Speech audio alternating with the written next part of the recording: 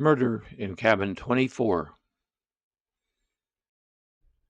The Smoky Mountains were covered in a pristine layer of fresh snow, the pine trees sagging under its weight, their branches glistening in the weak winter sun.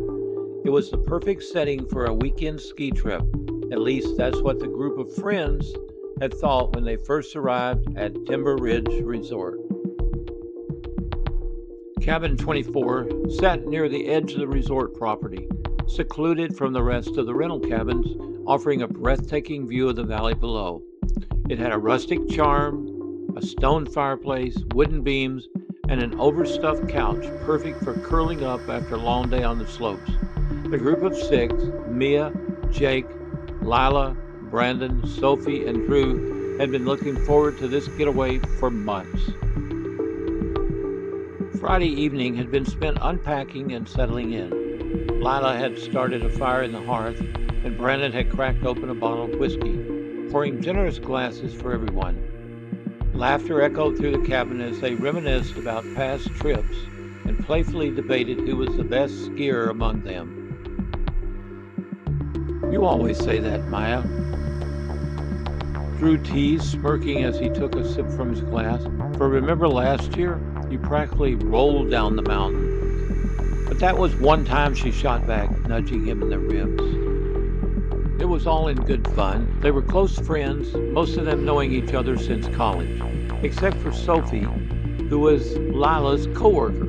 She had been a last-minute addition to the trip, but she seemed friendly enough. The next morning they hit the slopes. The snow was perfect, powdery, and crisp under their skis. They raced down the mountain, stopping occasionally for hot cocoa and snacks at the lodge. By the time the sun began to dip below the treetops, exhaustion had set in, and they returned to Cabin 24 to unwind. As night fell, the winds picked up, howling through the trees, rattling the cabin's windows.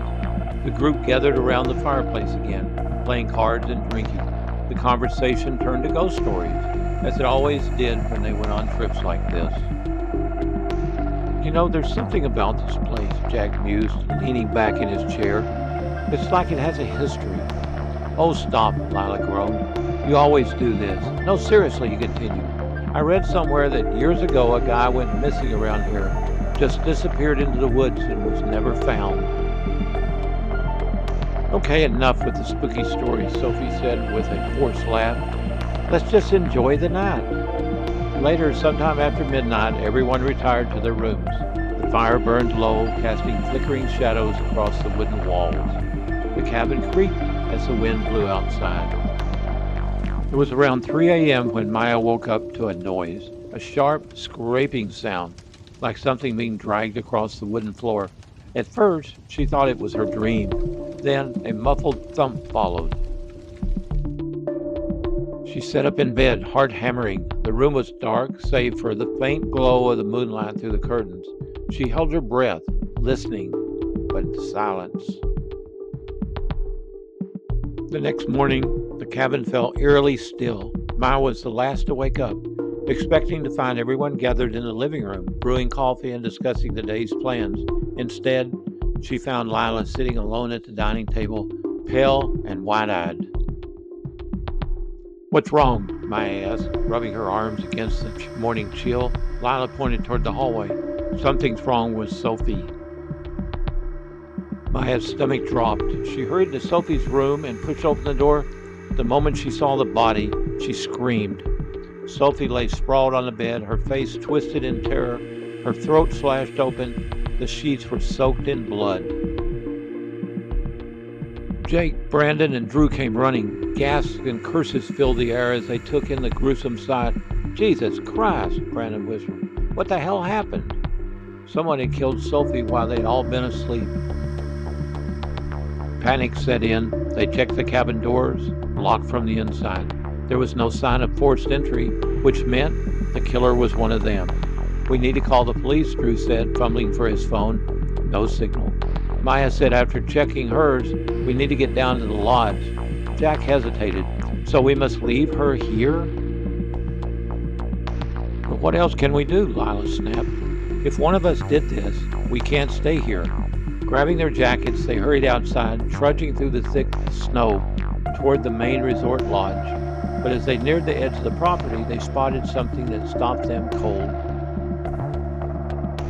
A single set of footprints led from the cabin, but they stopped abruptly in the middle of the snow, as if whoever had made them had simply vanished. This makes no sense, Brandon muttered. Where the hell did they go? The lodge was eerily quiet when they arrived. The front desk was empty, the lights were dim. The group called out for help, but no one answered. I don't like this, Mia whispered. Something's very wrong. Suddenly a noise came from behind them, a scraping sound, just like the one that Maya had heard the night before. They turned as one, eyes wide with fear. A shadow moved in the hallway. A figure emerged, dressed in heavy winter gear, face obscured by a ski mask, but in their hand a bloodied knife. Run, Jake shouted. They scattered. Mia sprinted down the hallway, heart pounding. Behind her she heard footsteps, the killer giving chase. She darted into a maintenance room, slamming the door shut and locking it. Her breath came in ragged gasps as she pressed her ear to the wood. Silence, then a slow, deliberate knock.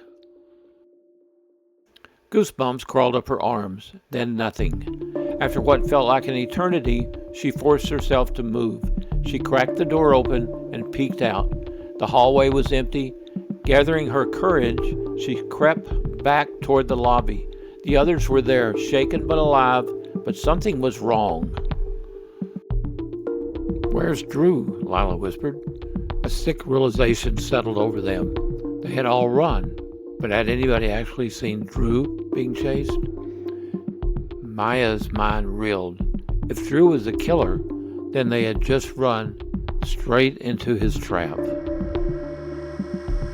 The lights flickered, the air grew unbearably still, and then from the shadows a voice spoke. Going somewhere? Maya turned just in time to see Drew stepping out from behind the front desk, the knife still dripping crimson. You should have stayed in the cabin. A scream tore from her throat as he lunged.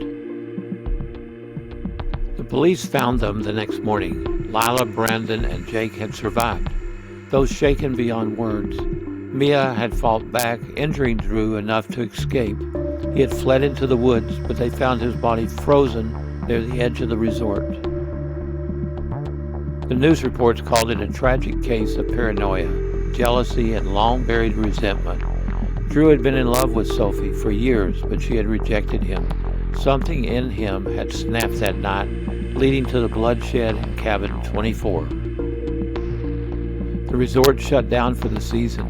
No one rented Cabin 24 again, and ever so often on cold winter nights, skiers claimed they could hear the faint sound of footsteps in the snow, stopping suddenly just before they vanished. Thank you for watching. Please like and subscribe to our channel. We really appreciate it. Thank you.